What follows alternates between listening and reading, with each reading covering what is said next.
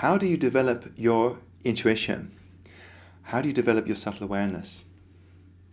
Well, let's think about it maybe differently, because the way we've been taught to think about development is like when we went to school with the idea that, oh, you're a blank page, you don't know anything, and you need to have all of this information and knowledge before you can be somebody, before you can really participate in society.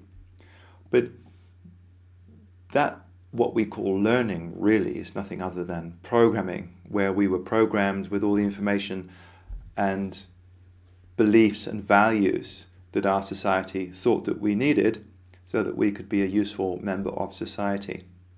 True learning really is discovering our connection with Source, connection with the universe, and our already whole nature. And this is really important because you were born with a very powerful intuition. And when you were a child, you were able to respond very freely. But what happened with most of us, is that we were told at some point in our childhood to, oh, shut up, get on with it. We were told that something was wrong. We were told it wasn't okay to feel, it wasn't okay to daydream, and that wasn't okay to do it like that, you have to do it like this. We were taught to be fearful. We were told there isn't enough of something, isn't enough love, isn't enough money, we were taught about scarcity. We were taught these lies about the nature of the universe and these lies about ourselves. And what happened was we closed down.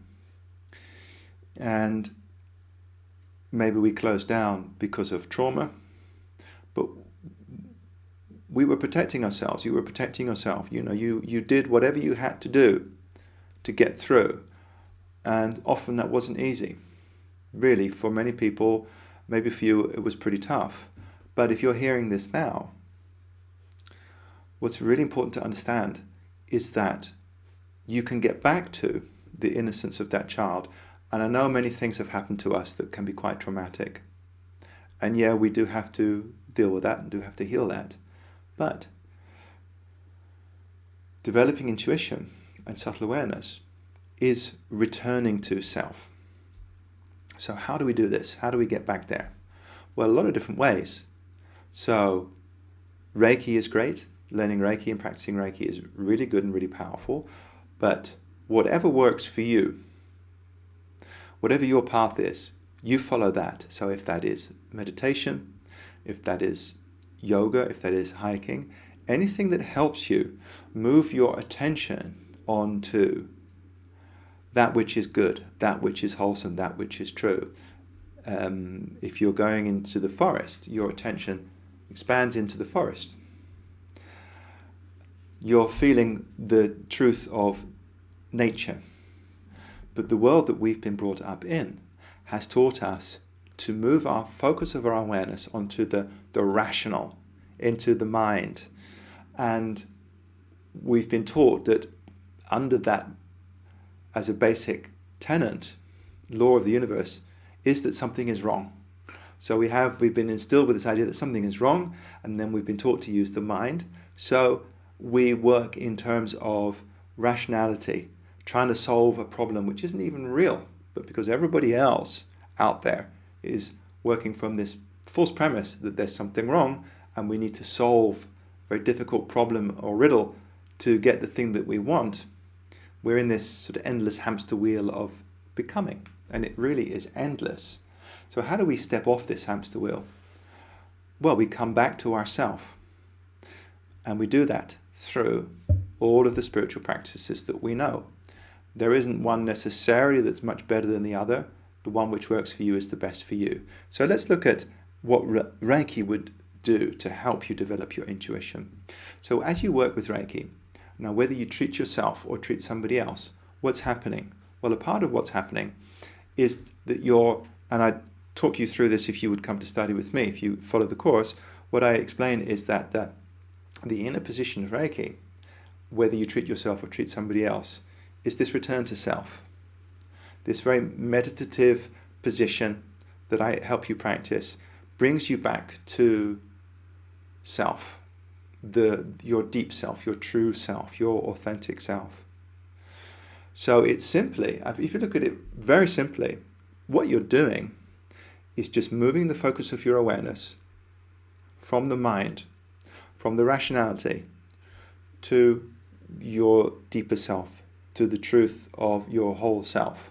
And when you do that consistently, regularly over time, you will return to that childlike innocence and full state, as you were born, how you were born. That state, that capacity, you already have a very powerful intuition. So you're just returning to your intuition. The process is simple. It really is.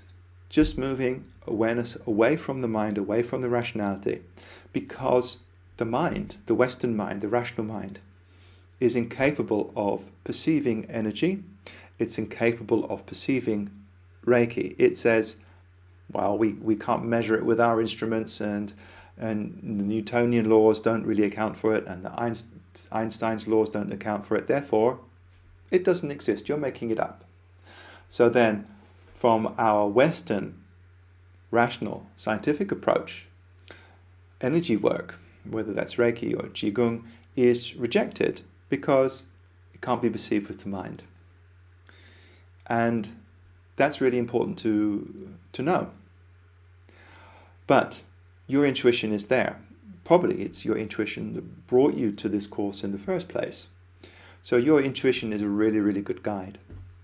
It's simply the practice of moving away from the rational. And it is a practice because the culture, the society that we find ourselves in, everybody's working from this fear-based perspective that something is wrong and is using the mind and the rationality to try and fix it. But your intuition, it's a very powerful guide. It's what will help you make the most important life decisions, help you find your path, your soul path, help you find the situation, relationships, partners that really are right for you. It's really impossible to do that with the rational mind. I mean, how many times do we get it wrong or in the wrong situation because it sounded right and all the boxes were ticked and it still wasn't right for us.